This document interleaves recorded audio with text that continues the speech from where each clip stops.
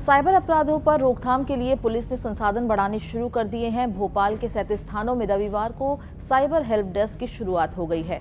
Police आयुक्त हरिनारायण चारी मिश्रा ने हबीबगंज थाने पहुंचकर इसका शुभारंभ किया।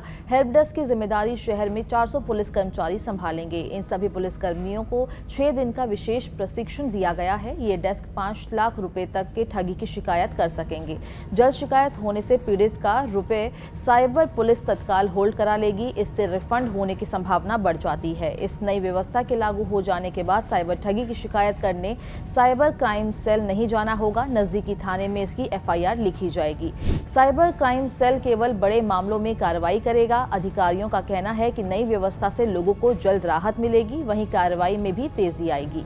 पिछले कुछ वर्षों में सबसे बड़ी चुनौती और लगातार तेजी से बढ़ती हुई चुनौती जिसने अपराधों के स्वरूप को प्रभावित किया है वो साइबर क्राइम है। पिछले दिनों माननीय मुख्यमंत्री महोदय ने भी इसके लिए निर्देश दिया था कि पुलिस इसके लिए कमर कस अपने तैयार करे और बढ़ती हुई चुनौतियों के अनुरूप और ज्यादा से ज्यादा बेहतर अपने को संसाधनों से युक्त करे। उसी कड़ी में आज भोपाल में पहली बार, प्रदेश में पहली बार यहाँ के जितने भी थाने हैं सभी थानों में एक साइबर डेस्क की शुरुआत की जा रही है। यह साइबर डेस्क के लिए पिछले लगभग 2 सप्ताह से ज्यादा पुलिस लगातार अपने को तैयार कर रही थी।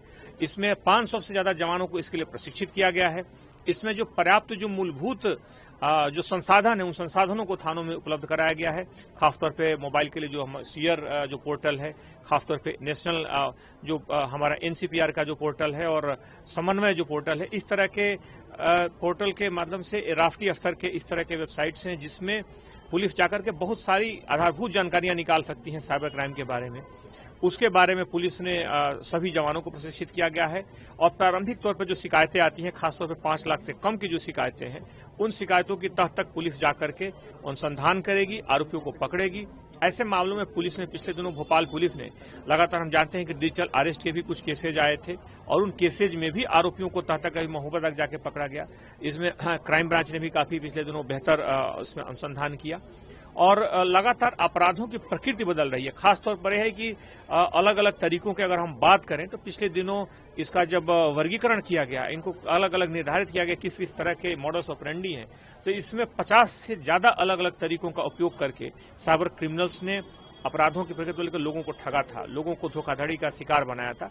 इसलिए पुलिस जागरूकता के साथ साथ इस तरह के डेस्क की स्थापना करने के पीछे या पहल करने के पीछे पुलिस की भावना है कि लोगों को तत्काल तत्परता से इसमें राहत दिलवाई जा सके और इसके लिए पर्याप्त प्रशिक्षण और अनुसंधान, खासतौर पर अनुसंधान के जो सॉफ्टवेयर्स हैं वो दोनों चीजें यहाँ पर थाना स्तर पर उपलब्ध कराई गई हैं। लाला लाजपत राय सोसाइटी निवासी 65 वर्षीय जय गोविंद उद्यानिकी विभाग में सहायक संचालक पद से सेवानिवृत्त हुए हैं। रविवार को उन्होंने हबीबगंज थाने पहुंचकर नई व्यवस्था में पहली शिकायत दर्ज कराई। उन्होंने बताया कि 15 सितंबर को स्नैपडील से 250 रुपए का सामान का ऑर्डर उन्होंने किया था। तय समय में सामान नहीं पहुंचने पर उन्होंने 19 सितंबर को गूगल से स्नैपडील का नंबर सर्च कर फोन किया। फोन उठाने वाले ने खुद को स्नैपडील कॉल सेंटर का कर्मचारी बताया। उसने बोला कि आपने जो ऑर्डर दिया है उसकी कीमत ऑनलाइन जमा करनी थी।